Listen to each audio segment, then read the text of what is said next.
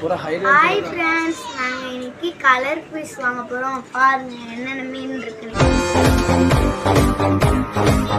സാറേ മീനുണ്ട് വാ, ഫ്രഷ് മീനുണ്ട് വാ, ഈ കടപ്പുറത്തെ റാണി ഞാൻ.